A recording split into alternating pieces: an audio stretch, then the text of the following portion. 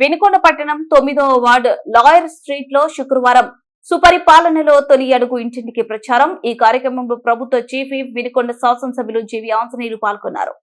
స్థానిక ప్రజలను కలుసుకున్న జీవి ప్రభుత్వం అందిస్తున్న సంక్షేమ పథకాలు, చేపట్టిన అభివృద్ధి పనుల గురించి వివరించారు.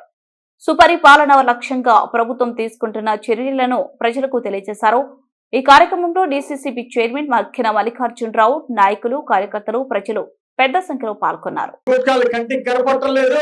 ఈ రోజు యువతంతా ఉద్యోగాల బాటలో పడ్డారు.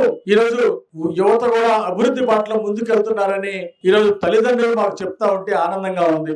ఎక్కడైనా సరే గూండాయిజం కనపడిందంటే, రౌడీజం కనపడిందంటే, గంజాయి గుట్కాలు అమ్మితే తాట తీసి చేతులు పెడతాం.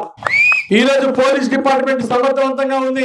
గతంలో ఆ పోలీస్ వ్యవస్థల్ని, అనేక వ్యవస్థలు కూడా ప్రజాస్వామ్య వ్యవస్థల్ని, రాజ్యాంగ వ్యవస్థని, అన్ని వ్యవస్థల్ని సర్వనాశనం చేశారు గత పాలకులు. స్వార్థమే ఎజెండాగా పనిచేశారు.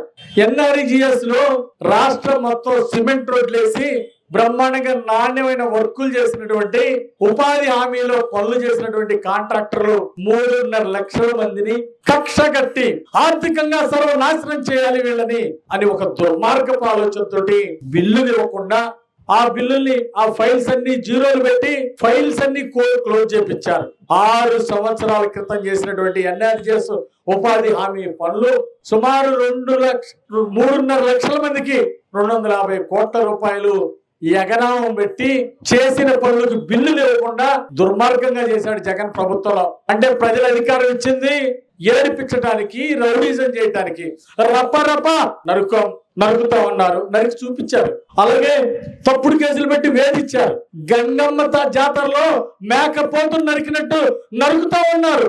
5 ఏళ్ళు నరికారు. బీసీలను హత్య చేశారు, దళితులను హత్య చేశారు, ముస్లిం మైనార్టీల మీద దాడులు చేశారు. అందుకే మీకు ఈ గతి పట్టింది.